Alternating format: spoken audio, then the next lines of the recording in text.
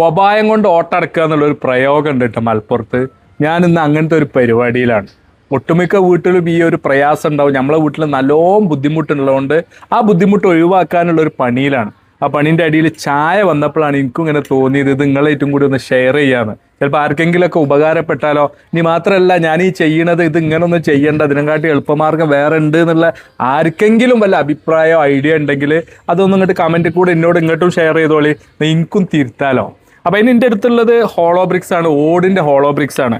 ആദ്യം നമ്മളിത് നേർ പകുതിയാക്കുകയാണ് കേട്ടോ. ഞാൻ പറഞ്ഞു 14 ഇഞ്ചാണ് എന്നുള്ളത്. അപ്പോൾ നമ്മൾ 7 ഇഞ്ചിൽ ഒന്ന് മാർക്ക് ചെയ്തിട്ട് ഇതെന്ത് ചെയ്യാണ്, നേർ പകുതിയാക്കുകയാണ്.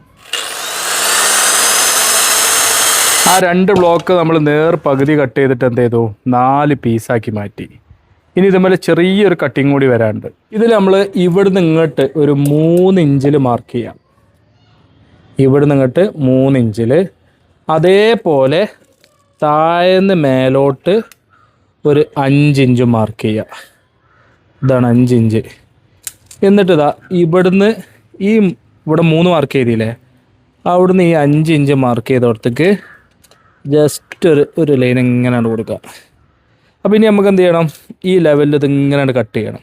2 രീതിയിൽ കട്ട് ചെയ്യുക. ഒന്നെങ്കിൽ നമുക്ക് ഇതുപോലെ ആ കറക്റ്റ് സ്ലോപ്പിലാക്കിയിട്ട് എന്ത് ചെയ്യുക, കട്ട് ചെയ്യാം. അങ്ങനെ ആകുമ്പോൾ കുറച്ചുകൂടി വൃത്തിയാണ്. അല്ലെങ്കിൽ പിന്നെ ഇതേപോലെ എൽ ഷേപ്പിൽ കട്ട് ചെയ്താലും മതി കേട്ടോ. ഇതാകുമ്പോൾ കട്ട് ചെയ്യാൻ സുഖമാണ്. എന്തായാലും നേരത്തെ പറഞ്ഞ അതേ അളവ് തന്നെയാണ് കട്ട് ചെയ്തത്, പക്ഷേ സ്ലോപ്പല്ല എൽ ഷേപ്പാണ് എന്ന് മാത്രം. ഇത് എല്ലാ വീട്ടിലും ഇതേ അളവാവില്ല കേട്ടോ. ഇതിപ്പോൾ എൻ്റെ വീട്ടിലേക്ക് അനുസരിച്ചുള്ള അളവിലാണ് കട്ട് ചെയ്തിട്ടുള്ളത്. അപ്പോൾ നമ്മളെ കട്ടിംഗ് ഒക്കെ കഴിഞ്ഞ് നമ്മുടെ സെറ്റപ്പ് ഒക്കെ റെഡി ആയിട്ടുണ്ട്. ഇങ്ങനെയൊക്കെ റെഡി ആകുമ്പോൾ നമ്മളിതാ ഈ ഒരു കോലാവും കേട്ടോ. എന്തിനാണ് ഇങ്ങനെ ഒരു സെറ്റപ്പ് ഉണ്ടാക്കിയത് എന്നുള്ളത് നിങ്ങൾക്ക് ഇപ്പോഴും മനസ്സിലായിട്ടില്ലല്ലോ. നമ്മളെ വീടിൻ്റെ നേരെ മേൽക്കാണ് നോക്കിയാണ്, ആ എയറോളിൻ്റെ നേരെ താഴെ ഉണ്ടാകും ഒന്നായിട്ട് പ്രാവുകൾ അപ്പിട്ടതാണത്. അപ്പോൾ അവിടെ ജോലി കയറാതെക്കാൻ വേണ്ടിയിട്ടാണ് നമ്മൾ ഈ ഒരു സാധനം ഉണ്ടാക്കിയിട്ടുള്ളത്.